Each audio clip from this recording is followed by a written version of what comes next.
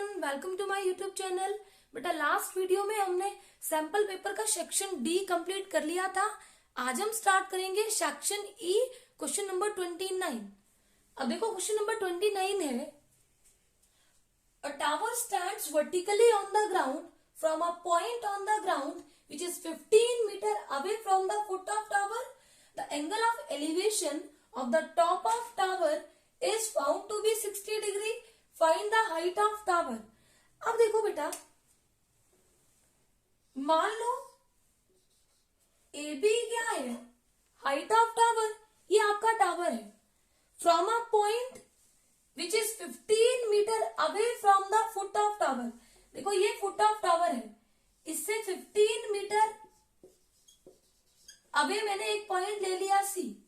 The angle of elevation, इस point और top of tower में एंगल ऑफ एलिवेशन आपको कितना देके रखा है, 60 डिग्री। आपको निकालना है हाइट ऑफ टावर। अब देखो बेटा, एंगल ऑफ एलिवेशन क्या होता है, आप इस पॉइंट पे खड़े हो, ठीक है, और ये आपका आई लेवल है, और यहां से आप ऑब्जर्व कर रहे हो टॉप ऑफ टावर, ठीक है, यहां खड़े हो, ऊपर देख रहे हो, तो इसका और इसके बीच में जो एंगल फॉर्म होता है वो होता है एंगल ऑफ एलिवेशन। अब देखो यहां पे आप खड़े हो, ये आपका आई लेवल है, और आप ऑब्जर्व कर रहे हो इस पॉइंट को, तो इधर से और इस पॉइंट के बीच में ये जो एंगल बनता है ये होता है एंगल ऑफ डिप्रेशन। दोबारा देख लो, ऊपर देख रहे हो तो एंगल ऑफ एलिवेशन, और अगर आप नीचे देख रहे हो तो क्या फॉर्म होता है, एंगल ऑफ डिप्रेशन। अब हमारे पास सिचुएशन ये है और हमें निकालना है यहां पे हाइट ऑफ टावर। अब देखो, let A B the height of tower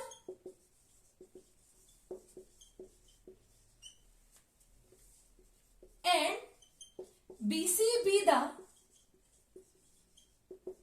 distance of point from the tower. That is BC की वैल्यू आपको कितने देके रखी है, 15 मीटर। अब देखो ये एक राइट एंगल ट्राइंगल है, इन ट्राइंगल ABC, बेटा मुझे क्या चाहिए, हाइट ऑफ टावर, और वो रिप्रेजेंट हो रही है साइड AB से, ये मुझे चाहिए, और मुझे पता क्या है BC। अब देखो, अगर रेफरेंस एंगल ये फॉर्म हो रहा है यहां पे एट पॉइंट सी, तो साइड एडजेसेंट टू ये इस एंगल के साथ जो साइड है वो क्या है, base, and side opposite to 60 degree क्या होगी, परपेंडिकुलर। AB क्या है, परपेंडिकुलर, और BC क्या है, बेस। परपेंडिकुलर अपॉन बेस क्या होता है, tan। एंगल कितना देके रखा है, 60 डिग्री।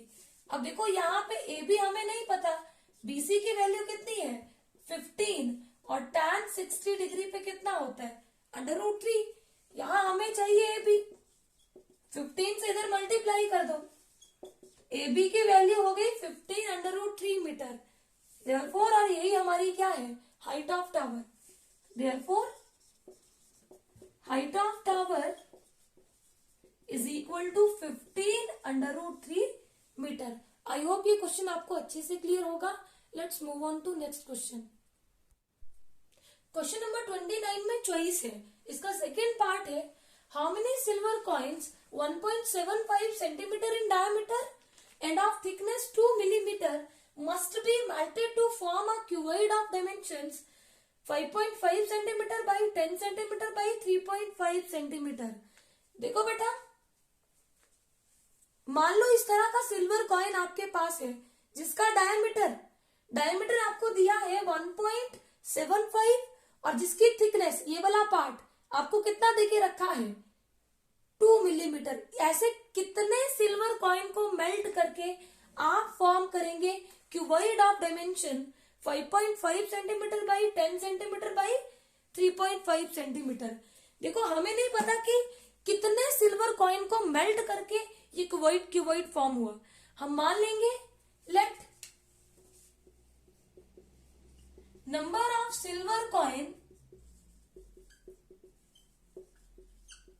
B n. अब देखो, अगर आपके पास number of silver coin n है और silver coin n silver coins को मेल्ट करके आपने क्या फॉर्म किया, क्यूबाइट, तो बेटा जितना वॉल्यूम एन सिल्वर कॉइन्स का होगा उतना वॉल्यूम किसका होगा, क्यूबाइट का। तो देखो, डायमीटर ऑफ सिल्वर कॉइन कितना देके रखा है, 1.75 सेंटीमीटर। तो therefore radius of silver coin क्या होती है, radius is half of diameter. तो रेडियस कितनी आ जाएगी, डायमीटर का हाफ ले लो, which is equal to, point हटाया 100 और 2 से मल्टीप्लाई हुआ तो हो गया 200 सेंटीमीटर। हाइट ऑफ जो थिकनेस है वही क्या है, हाइट ऑफ सिल्वर कॉइन। तो कितनी हो गई, 2 मिलीमीटर। अब सारे डायमेंशन सेंटीमीटर में, तो इसको भी सेंटीमीटर में कन्वर्ट कर लो, 2/10 centimetre. Therefore volume of a silver coin कितना बनेगा, पाई आर स्क्वायर एच, 22/7। आर कितना देके रखा है, स्क्वायर है तो 2 बार मल्टीप्लाई कर लो और इंटू एच, 2 × 2 100, 11 × 22, 100 × 200, 7 से कट कर लो, 7 × 14 एंड 7 × 5 35। अब ये आ गया volume of a silver coin, कितना है, 11 × 25 × 175 अपॉन 100 × 100 × 10। अब हमें क्या चाहिए, volume of n silver coin. तो therefore volume of n silver coins, अब अगर एक का वॉल्यूम ये है तो एन का होगा एन इंटू दिस वन। अब निकाल लो वॉल्यूम ऑफ क्यूबॉइड, कितना होता है, L into B into H, 1.5 into 10 into 3.5 according to question.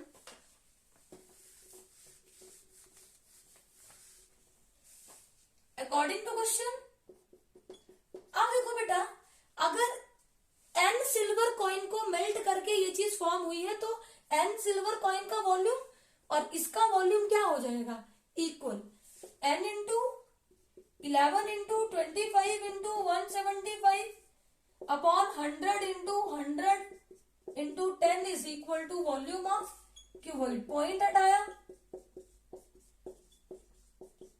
और डिनोमिनेटर में 100 कर लिया। अब सिंप्लीफाई करो, अब देखो हमें चाहिए नंबर ऑफ कॉइन्स, तो ये इधर मल्टीप्लाई और इससे क्या हो जाएगा, डिवाइड। तो 55 into 10 into 35, 100 into 100 into 10 upon यहाँ पे 10 इंटू 10 था और इधर कितना आ जाएगा, 11 इंटू 25 इंटू 175। इसको सिंप्लीफाई करो, 10 से 10 कैंसल, इधर 11 1 the 11, 11 5 the 55, 5 1 the 5, 5 5 the 25, 5 1 the 5, 5 7 the 35। अब 7 से कट कर लो, 7 1 द 7, 25 7 द 175। अब 5 2 the 10, 5 5 the 50, 5 5 the 25, 5 1 the 5, 5 2 the 10। अब इनको मल्टीप्लाई करो, 2 2 द 4 इंटू 100, 400। तो therefore number of silver coins कितने हो गए, 400। आई होप ये क्वेश्चन आपको अच्छे से क्लियर होगा। Let's move on to next question. Question number 30 है, इन अ सर्वे conducted on 20 households in a locality by a group of students resulted in the following frequency table for the number of family members in a household. Family size है 1 to 3, 3 to 5, 5 to 7, 7 to 9, 9 to 11 और number of families आपको देके रखी है. आपको निकालना है find the mod of this data. अब देखो बेटा, अगर आपको याद होगा तो आपने 9th क्लास में अनग्रुप्ड डेटा के लिए मॉड निकाला था. वहां पे आप देखते थे कि सबसे ज्यादा बार कौन नंबर रिपीट हो रहा है, कौन सी ऑब्जर्वेशन मैक्सिमम टाइम रिपीट हो रही है, वही आपकी क्या होती थी, मॉड. अब देखो ये आपका कॉन्टिन्यूअस फ्रीक्वेंसी डिस्ट्रीब्यूशन है. इसके लिए हम मॉड कैसे निकालते हैं? Mode is equal to L plus F1 minus F0 upon 2F1 minus F0 minus F2 into H. H आपका होता है लेंथ ऑफ क्लास साइज, जो आप कैसे निकालते हैं? Upper limit minus lower limit, कहीं से भी upper limit minus lower limit, चाहे आप 3 माइनस 1 करो, 5 माइनस 3 करो, 7 माइनस 5 करो, कुछ भी करो, वो आपको क्या देगा? H. अब देखो सबसे पहले हम क्या देखते हैं? Here maximum frequency is, maximum frequency क्या है? ये होती है frequency number of families. Maximum frequency क्या है? 8. सो मॉडल क्लास क्या होगी?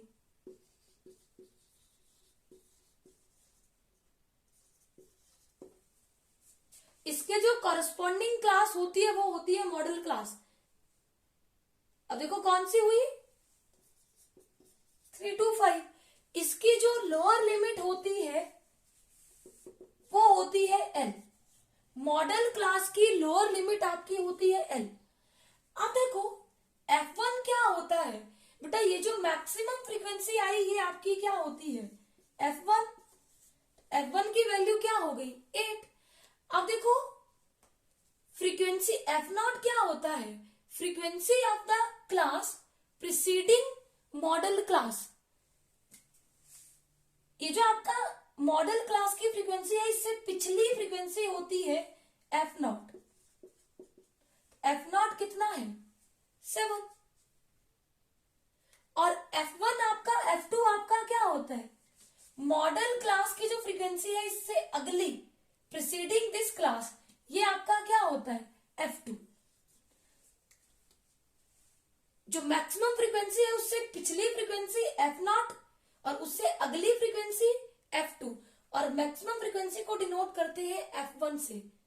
तो देयरफॉर ये सारी वैल्यूज यहां भरो.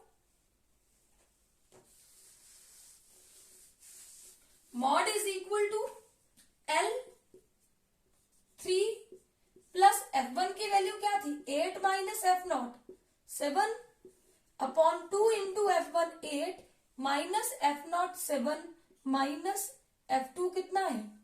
2 इंटू H कितना है? 3 माइनस 1 2. करो simplify. 3 plus 8 minus 7 1 1 into 2 2 upon 8 2 दा कितना हो जाएगा? 16. 16 माइनस 9 चेक करो जल्दी.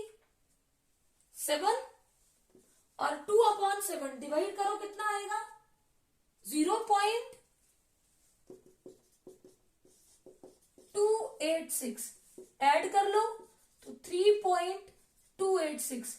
तो therefore mode is equal to 3.286. I hope ये क्वेश्चन आपको अच्छे से क्लियर होगा. Let's move on to next part. Question number 30 में भी चॉइस है और इसका सेकंड पार्ट है metallic spheres of radii 6 centimetre, 8 centimetre and 10 centimetre respectively are melted to form a single solid sphere. Find the radius of resulting sphere. देखो आपके पास 3 अलग अलग स्फीयर हैं जिनकी रेडियस, एक की रेडियस 6, एक की 8 और एक की कितनी है? 10. उन तीनों स्फीयर्स को मेल्ट किया और एक बड़ा सा स्फीयर फॉर्म किया. आपको निकालनी है उस स्फीयर की रेडियस क्या होगी। लिखो, let radius of new sphere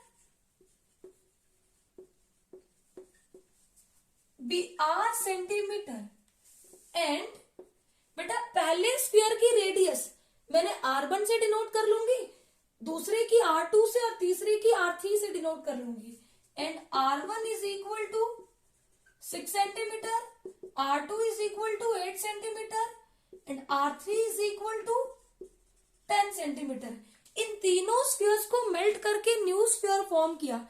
इसका मतलब जितना वॉल्यूम इन तीनों स्फीयर्स का होगा उतना वॉल्यूम अकेले का होगा न्यू स्फीयर का। इनको मेल्ट करके बनाया न्यू, तो इन तीनों का जो वॉल्यूम होगा वो अकेले इस न्यू स्फीयर का वॉल्यूम होगा। तो according to question, volume of new sphere is equal to sum of volumes of 3 spheres। अब इसका वॉल्यूम होगा 4/3 पाई आर क्यूब, स्फीयर का वॉल्यूम।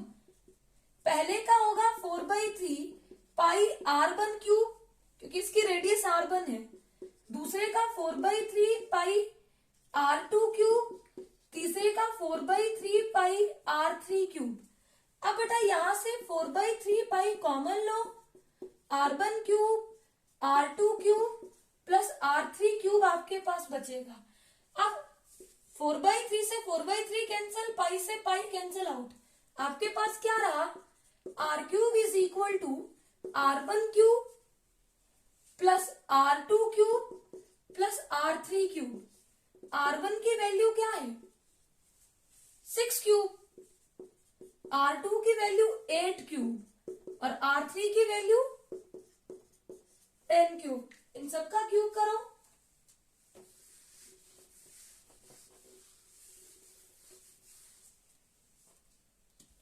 सिक्स क्यूब कितना होता है 216, 8 क्यूब कितना होता है 512 प्लस 10 क्यूब कितना होता है 1000।